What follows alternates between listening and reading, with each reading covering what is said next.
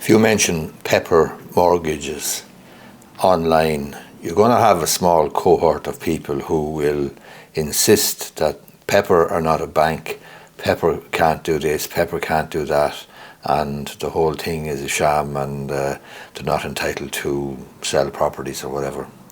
I have received an email there this morning from a firm of solicitors in Dublin. This is very, very typical of the type of email I receive all the time after a BidX1 or other online auction. In this particular case, they are emailing me to ask me to approve a deed of assurance or a deed of transfer from the receiver, in this case, to my client. And my client is one who would have bought quite a lot of property at BidX1 auctions and other online auctions over the last number of years.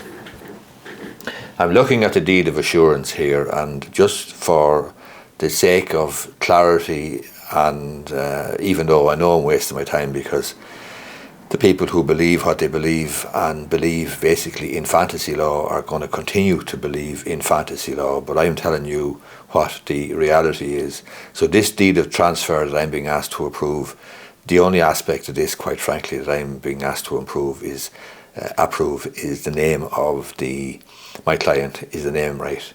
Because in the deed of assurance or the deed of transfer, it says the transferor is the registered owner of the property known as etc. etc. So let's say it's in County Offaly or County Meath or County wherever. By mortgage, that's A. B then says, by mortgage dated such and such a date in 2006 or 2007 or 2008 or whenever, before the Celtic Tiger crash, made between the transferor of the one part and First Active PLC, the bank of the other part, a charge, hereinafter called a charge or mortgage.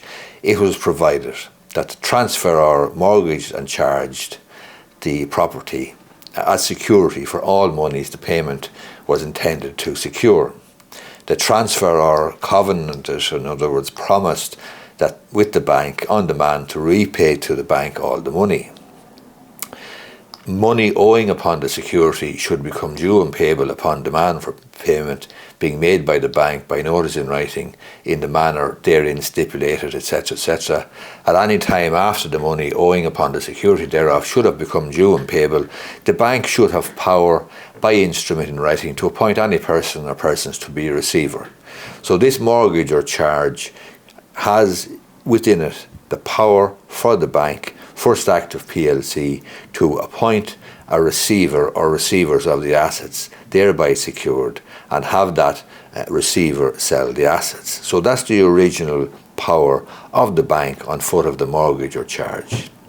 It goes on then to say at C, by various deeds of assurance, Pepper Finance Corporation Ireland designated activity company, that is the mortgagee, a company incorporated in Ireland, acquired all the right, title and interest of First Active Ireland in various loans and related security, including the mortgage and liabilities secured thereby. So this paragraph tells us that Pepper Finance DAC acquired all of the charge or interest of First Active in this property.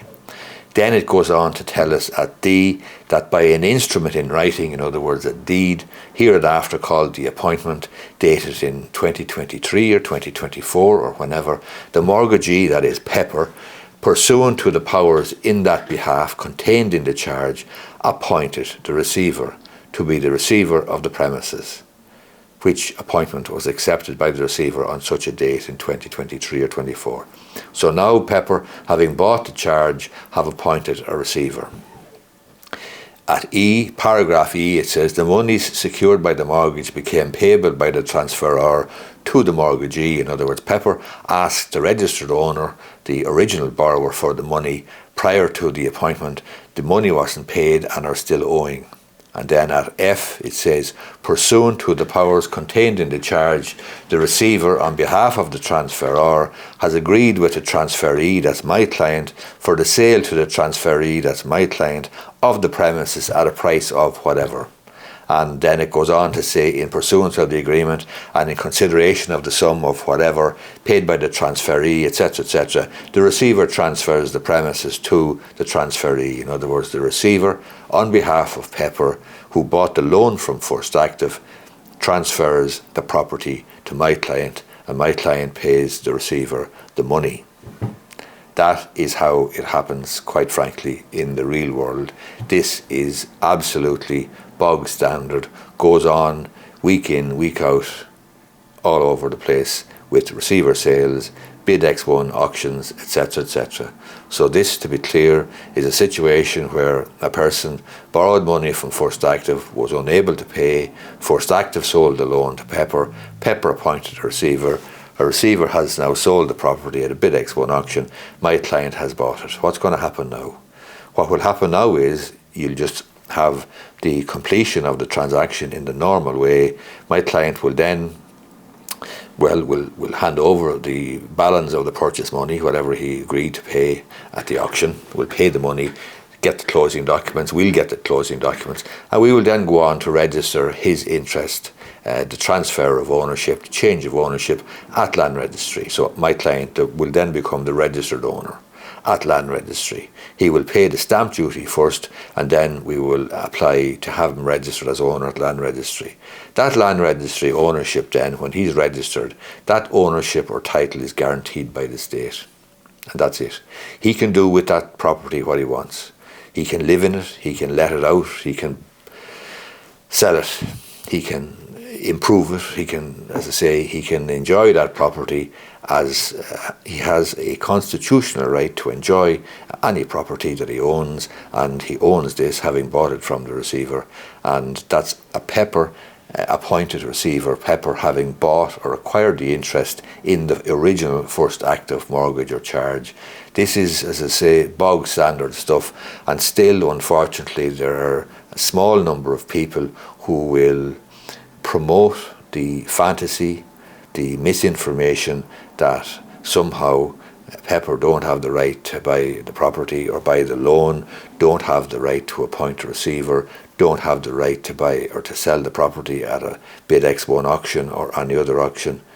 That is not the case. And as I say, this transaction is absolutely typical, a bog standard transaction involving a receiver appointed sale at a bid X1 auction, and ultimately my client or other people's clients will simply be registered as the owner, and that title, that ownership, will be guaranteed by the state. No matter how many times I make a video about this, about Pepper or about BCM Global or about Link Financial or anybody else, Smart Mortgages or whoever might be buying charges or mortgages from the likes of Ulster Bank or First Active or from Bank of Scotland or from somebody who may have left the Irish market, no matter how many times I make a video about this, people will still come along and say, oh, Pepper can't do that. Anyway, hope you find the video useful. If you do, I'd appreciate if you hit the thumbs up button down below. Thank you very much.